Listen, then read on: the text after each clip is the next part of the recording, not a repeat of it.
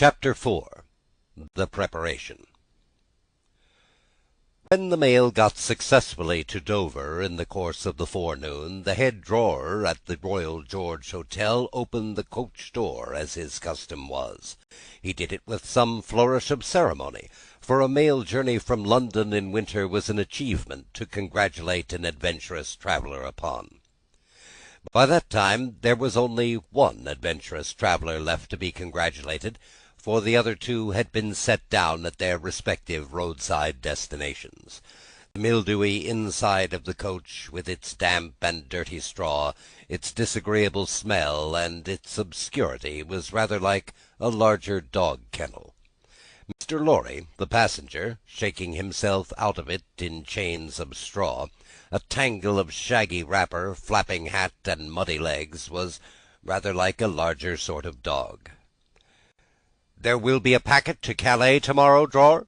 "Yes, sir, if the weather holds, and the wind sets tolerable fair.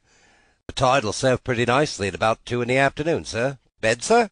I shall not go to bed until night, but I want a bedroom, and a barber. And then breakfast, sir." "Yes, sir. That way, sir, if you please. Show, Concord. Gentlemen's valise are not wanted to Concord. Pull off the gentlemen's boots in Concord. You'll find a fine sea-coal fire, sir. Fetch barber to Concord. Stir about there now for Concord." The Concord bedchamber being always assigned to a passenger by the mail, and passengers by the mail being always heavily wrapped up from head to foot, the room had the odd interest for the establishment of the Royal George, that, although but one kind of man was seen to go into it, all kinds and varieties of men came out of it. Consequently, another drawer, and 2 porters, and several maids, and the landlady were all loitering by accident at various points of the road between the Concord and the coffee-room, when a gentleman of 60, formally dressed in a brown suit of clothes, pretty well worn, but very well kept, with large square cuffs and large flaps to the pockets, passed along on his way to his breakfast. The coffee-room had no other occupant that forenoon other than the gentleman in brown. His breakfast-table was drawn before the fire, and he sat with its light shining on him, waiting for the meal. He sat so still that he might have been sitting for his portrait. Very orderly and methodical he looked, with a hand on each knee, and a loud watch ticking a sonorous sermon under his flapped waistcoat, as though it pitted its gravity and longevity against the levity and evanescence of the brisk fire.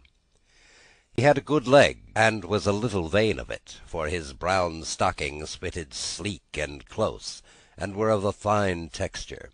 His shoes and buckles, too, though plain, were trim.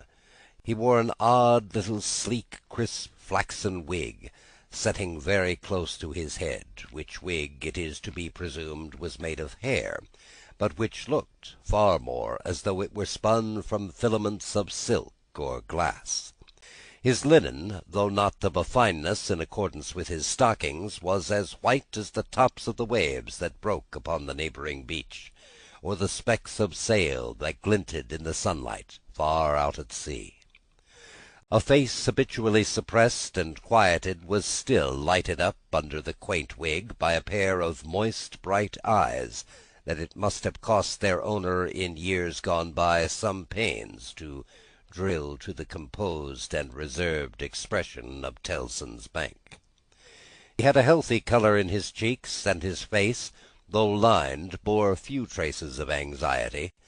But perhaps the confidential bachelor clerks in Tellson's Bank were principally occupied with the cares of other people, and perhaps second-hand cares, like second-hand clothes, came easily off and on.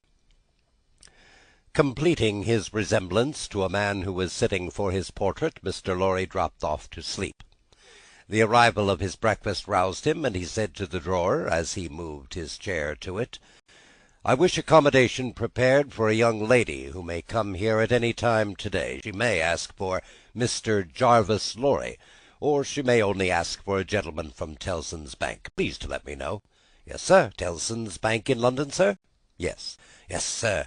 We oftentimes the honour to entertain your gentlemen in their travelling backwards and forwards betwixt London and Paris, sir. "A vast dealing of travelling, sir, in Tellson and Company's house. Yes, we are quite a French house, as well as an English one. Yes, sir. Not much in the habit of travelling yourself, I think, sir?" "Not in late years. It is 15 years since I came last from France." "Indeed, sir, I was before my time here, sir. Before our people's time here, sir. The George was in other hands at that time, sir." "I believe so." "But I could hold a pretty wager, sir, that a house like Tellson and Company was flourishing a matter of 50, not to speak of 15 years ago." "You might say treble that, and say 150, and yet not be far from the truth." "Indeed, sir." Rounding his mouth and both his eyes as he stepped backward from the table, the waiter shifted his napkin from his right arm to his left, dropped into a comfortable attitude, and stood surveying the guest while he ate and drank, as from an observatory or watch-tower, according to the immemorial usage of waiters in all ages. When Mr. Lorry had finished his breakfast, he went out for a stroll on the beach. The little narrow crooked town of Dover hid itself away from the beach, and ran its head into the chalk cliffs like a marine ostrich. The beach was a desert of heaps of sea and stones tumbling wildly about, and the sea did what it liked, and what it liked was destruction. It thundered at the town, and thundered at the cliffs, and brought the coast down madly. The air among the houses was of so strong a piscatory flavour that one might have supposed sick fish went up to be dipped into it, as sick people went down to be dipped into the sea. A little fishing was done in the port, and a quantity of strolling about by night and looking seaward, particularly at that times when the tide made and was near flood. Small tradesmen, who did no business whatever, sometimes unaccountably realized large fortunes, and it was remarkable that nobody in the neighbourhood could endure a lamplighter. As the day declined into the afternoon, and the air, which had been at intervals clear enough to allow the French coast to be seen, became again charged with mist and vapour, Mr. Lorry's thoughts seemed to cloud too. When it was dark, and he sat before the coffee-room fire awaiting his dinner as he had awaited his breakfast, his mind was busily digging in the live red coals. A bottle of good claret after dinner does a digger in the red coals no harm, otherwise than as it has a tendency to throw him out of work. Mr. Lorry had been idle a long time, and had just poured out his last glassful of wine with as complete an appearance of satisfaction as is ever to be found in an elderly gentleman of a fresh complexion who has got to the end of a bottle, when a rattling of wheels came up the narrow street and rumbled into the inn-yard. He set down his glass untouched. "This is Mamselle," said he. In a very few minutes the waiter came in to announce that Miss Manette had arrived from London, and would be happy to see the gentleman from Tellson's. So soon? Miss Manette had taken some refreshment on the road, and required none then, and was extremely anxious to see the gentleman from Tellson's immediately, if it suited his pleasure and convenience. The gentleman from Tellson's had nothing left for it but to empty his glass with an air of stolid desperation, settle his odd little flaxen wig at his ears, and follow the waiter to Miss Manette's apartment. It was a large, dark room, furnished in a funereal manner with black horsehair, and loaded with heavy, dark tables. These had been oiled and oiled until the two tall candles on the table in the middle of the room were gloomily reflected on every leaf, as if they were buried in deep graves of black mahogany, and no light to speak of could be expected from them until they were dug out.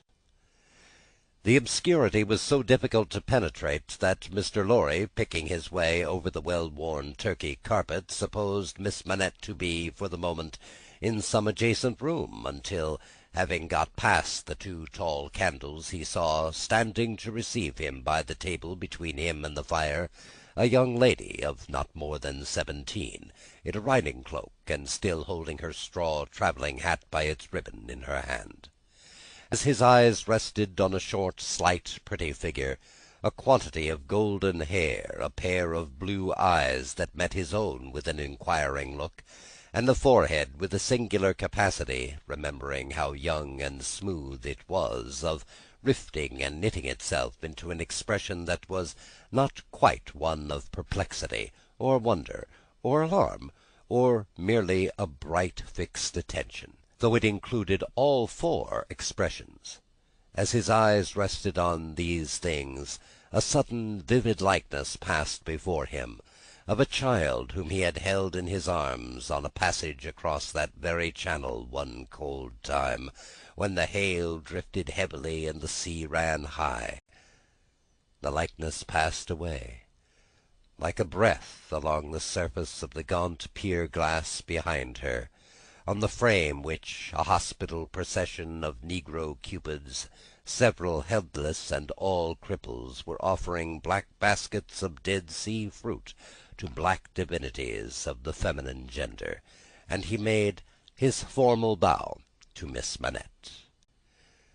"Pray take a seat, sir," in a very clear and pleasant young voice, a little foreign in its accent, but a very little indeed. "I kiss your hand, miss," said Mr. Lorry, with the manners of an earlier date, as he made his formal bow again, and took his seat.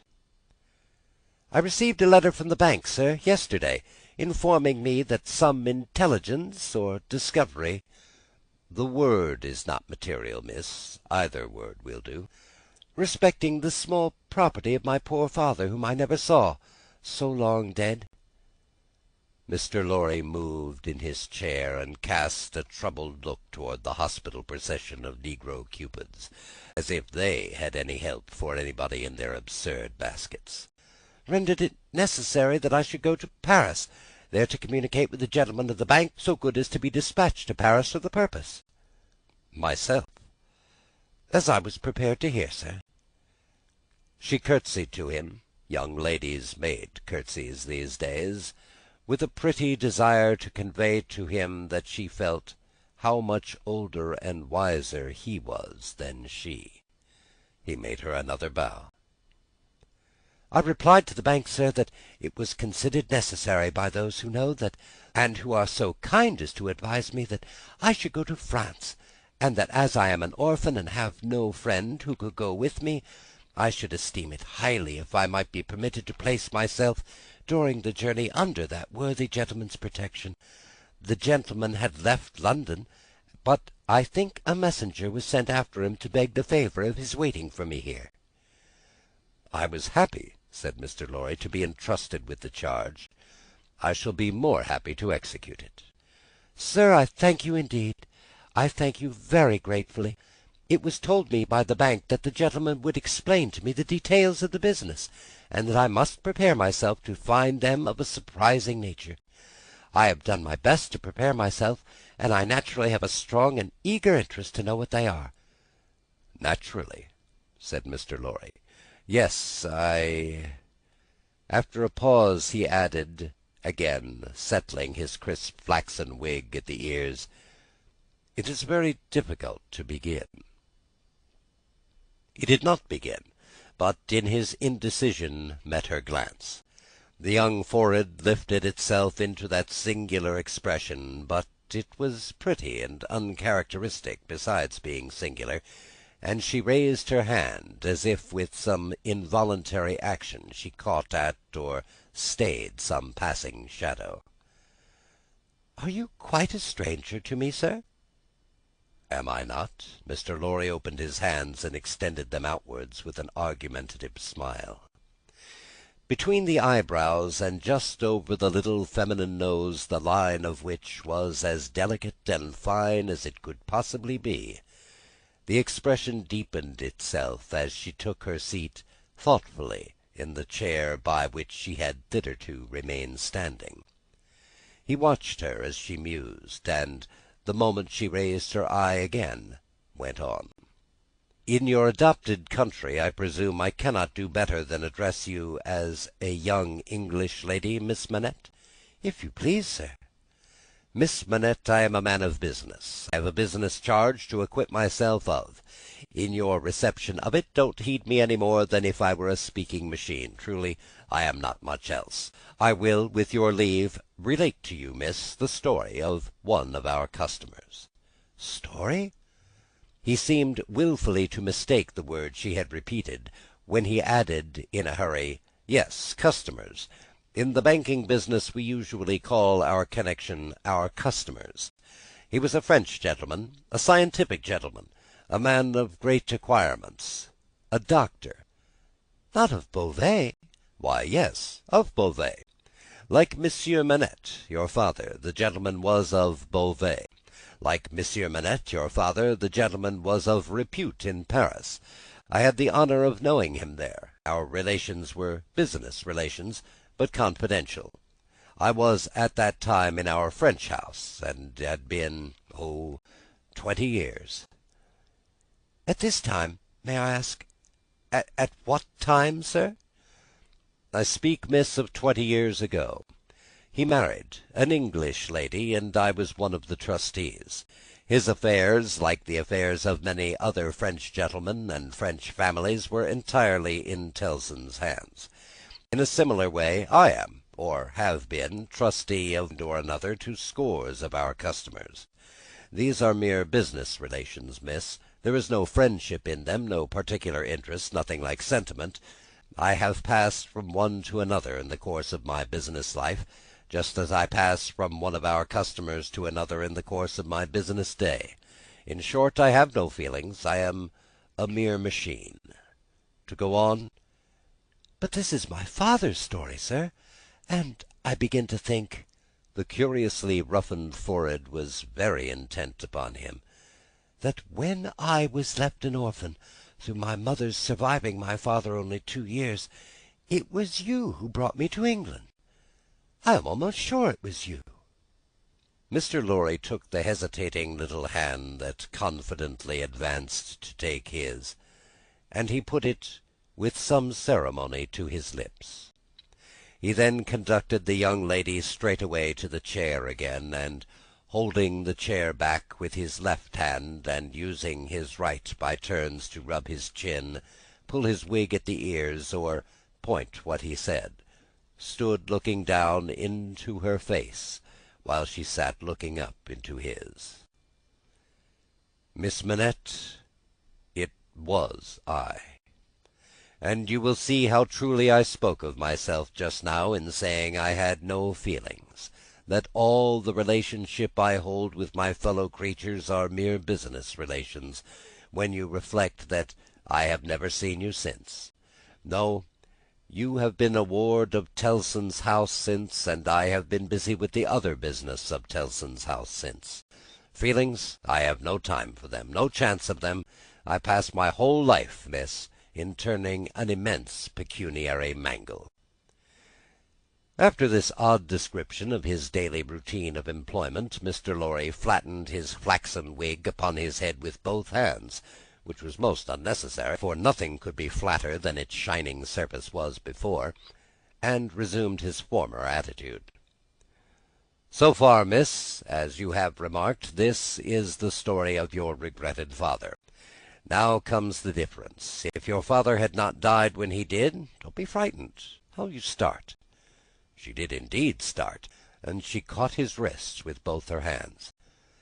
"Pray," said Mr. Lorry, in a soothing tone, bringing his left hand from back of the chair to lay it upon the supplicatory fingers that clasped him in so violent a tremble, "pray control your agitation. A matter of business. As I was saying—" Her look so decomposed him that he stopped, wandered, and began anew.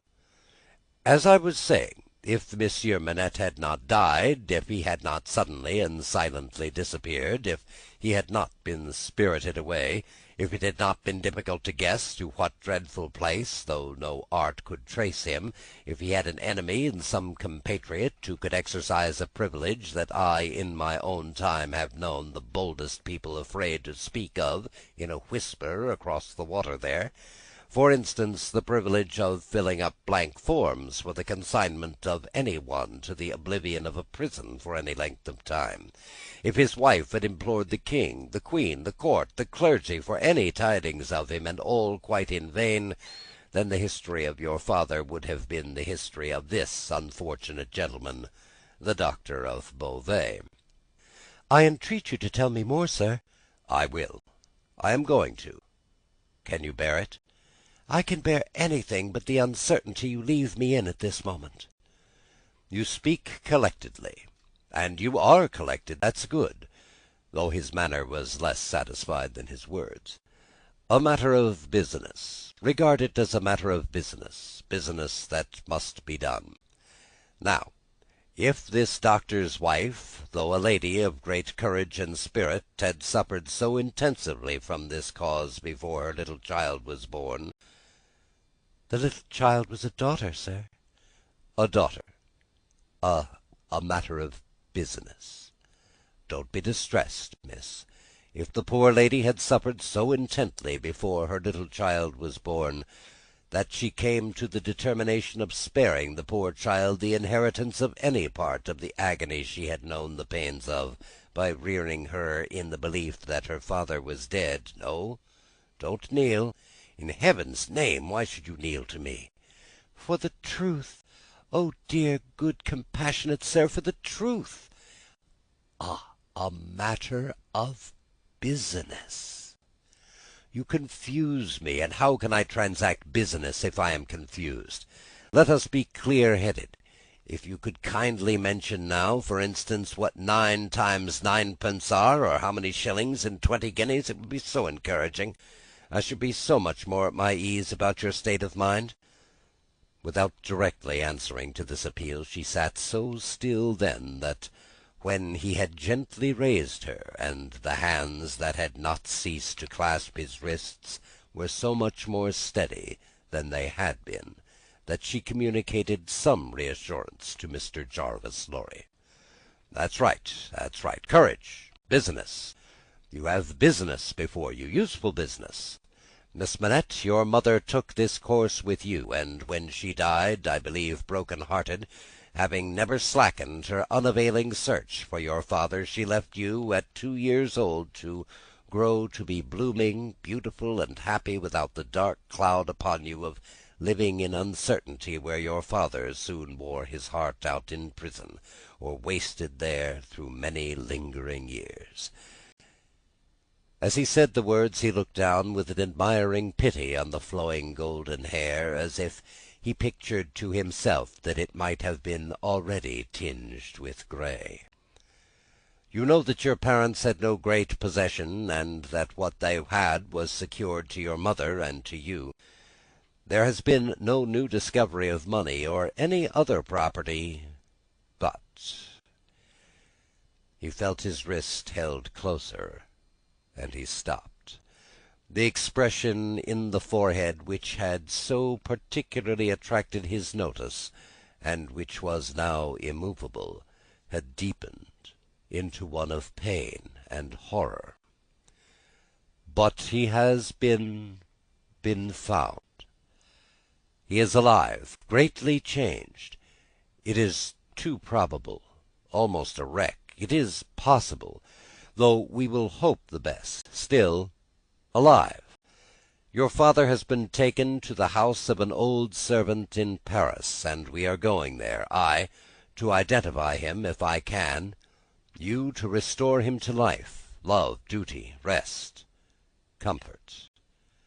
A shiver ran through her frame, and from it through his she said in a low, distinct, awe-stricken voice, as if she were saying it in a dream, "I am going to see his ghost.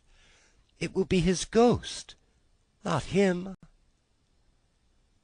Mr. Lorry quietly chafed the hands that held his arm. There. See now. The best and the worst are known to you now. You are well on your way to the poor wronged gentleman, and with a fair sea voyage and a fair land journey, you will soon be at his dear side."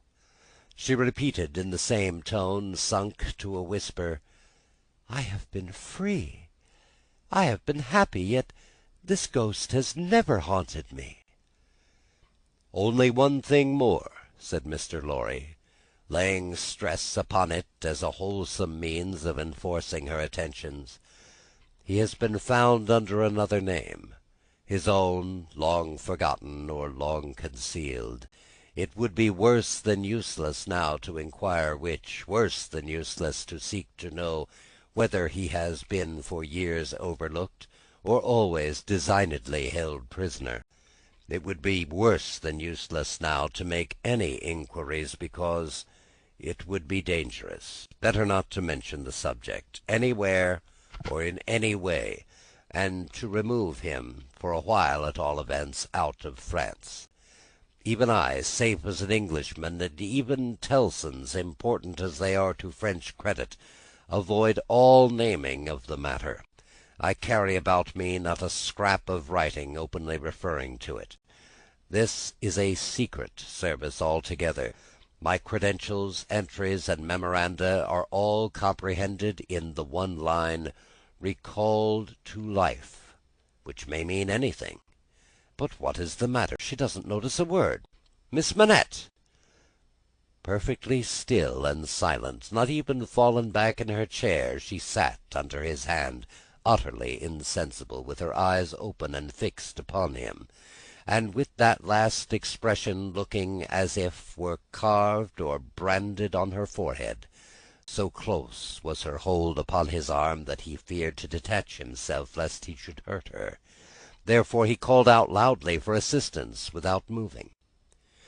A wild-looking woman, whom even in his agitation Mr. Lorry observed to be all of a red colour, and to have red hair, and to be dressed in some extraordinarily tight-fitting fashion, and to have on her head a most wonderful bonnet, like a grenadier woollen measure, and good measure too, or a great Stilton cheese, came running into the room in advance of the inn servants, and soon settled the question of his detachment from the poor young lady by laying a brawny hand upon his chest and sending him flying back against the nearest wall. "I really think this must be a man," was Mr. Lorry's breathless reflection, simultaneously with his coming up against the wall. "Why, look at you all!" bawled this figure, addressing the inn servants. "Why don't you go and fetch things instead of standing there staring at me? I am not so much to look at, am I? Why not you go and fetch the thing? I'll let you know if you don't bring smelling salts, cold water, and vinegar. Quick, I will." There was an immediate dispersal for these restoratives, and she softly laid the patient on a sofa, and tended her with great skill and gentleness, calling her "my precious" and "my bird," and spreading her golden hair aside over her shoulders with great pride and care. "And you in brown," she said indignantly, turning to Mr. Lorry, "couldn't you tell her what you had to tell her without frightening her to death? Look at her, with a pretty pale face and her cold hands.